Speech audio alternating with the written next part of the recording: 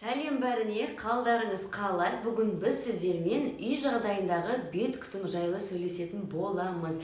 Яғни, бүгін үй жағдайында беттегі құрғауды, беттегі безеу түсудің алдын алу, одан бөлек әжімдердің алдын алу, және де беттегі қара дақтар мен бетіміздің қабынуын алдын алатын арнайы дәріханада сатылатын майдың түрімен бөлісетін боламын. Егер де сізге осындай пайдалы басқа да ақпараттар қажет болса, ең алдымен менің каналыма тіркеліп, лайк басып кетуді ұмытпаңыз.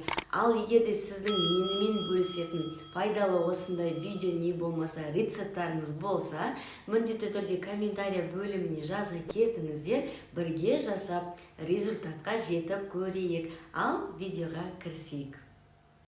Негізі бет күтімі деген кезде барлығымыздың көзіміздің алдына Корея мемлекетінің кеңінен тараған уходовый, яғни күтімге арналған косметикалары елестейді. Әрине оның косметикалары өте қолжетімді, қымбатта, орта бағада сан алуан түрлері бар, және де олармен қатар келе жатқан табиғи өнімдермен алмастыруға болатын рецепттар да бар. Яғни маскаларын, сывырткаларын сіз көкөністерден, жемістерден алмастырып жасай алсаңыз, олардың майларын дәріханадағы арнайы майларға алмастыруға болады. Әрине бағаларына келген кезде үлкен айырмашылық бар, себебі қолдан жасалған өнім тым арзан, және де ешқандай химиялық қоспалары жоқ, пайдасы 2 есе көмектесетін болады. Тек қана сізге не қажет және беттеріңіздің қандай екенін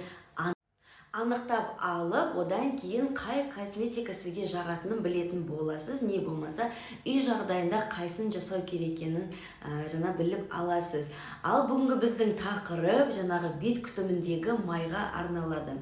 Сіздер байқаған болсаңыздар, жаңағы Корея мемлекетінің бет күтімінің жаңағы пятиэтапка, яғни 5 саннан тұратын күтімнің арасында міндетті түрде бетке арналған майлар жүреді.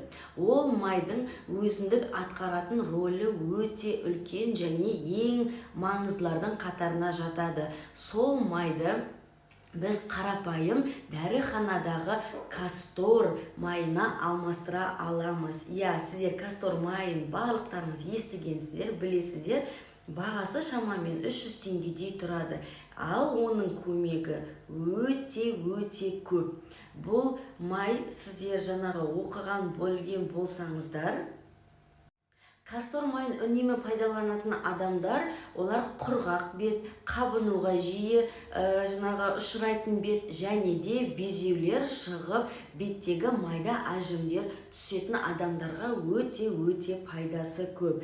Және де беттің өте майлы болса, сізге аптасына 2 рет жай сүрту арқылы ғана жасауға болады. Қолмен не болмаса шылқылдатып жағып, күнделікті ұстағанды кеңес бермеймін, себебі өзіңіздің бетіңіз тым майлы, сізге тек қана ылғалдандыратын ғана крем жақсы көрсетігін тигізеді.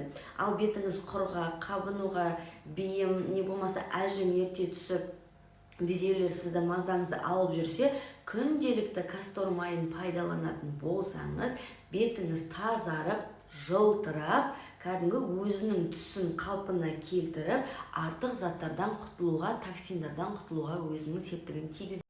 Кастор майы негізі қалың майлардың қатарына жатады. Оны кішкене жеңілдету үшін қолданар алдында бадам майы немесе зәйтүн майына кішкене араластырып, солай бетіңізге жағуды кеңес беремін. Сол кезде беттеріңіз жақсы демалып, және де майды өзіне жақсы сіңдіретін болады. Неге әжімге қарсы кастор майын сүрту керек? Әжім, біле білсеңіздер, барлықтарыңыз жаңағы құрғақ бетке тез түседі. Бетіңіз майланып, кішкене ылғалданып тұратын болса, ол өзінің жұмысын жақсы атқарып, яғни беттеріңіз эластичный болып, қартаюға тез бейімделмейтін болады. Ал құрғақ беттер әрдайым қабынып, қызарып, қышып, тартылып тұрады. Май оның бәрін жұмсартып, өзінің жұмысын жақсы атқаруға септігін тигізеді. Ал безеулерден қалай құтылуға көмектеседі? Білмеген болсаңыздар, негізінде безеуге өте жақсы пайдалы таптырмас құрал. Себебі бұның құрамында токсиндарды, яғни бактериялардан құтылуға арналған элементтарға өте бай. Егер де сіздің бетіңізде безеу болса, міндетті түрде кастор майын түнде жатар алдында пайдаланып жүрсеңіз, барлық токсиндарды жуып шайып, бактерияларды тазалап, бетіңіздің терісін қалпына келтіріп, әжімдерден құтылып, және де қабынудан, кебуден айырылады. Сол моментте бетіңіз ағарып, әдемі өзінің реңін қалпына келтіріп, табиғи жастығын сақтайтын болады. Сол себепті міндетті түрде пайдаланып жүріңіз. Ал пайдалану ол қалай?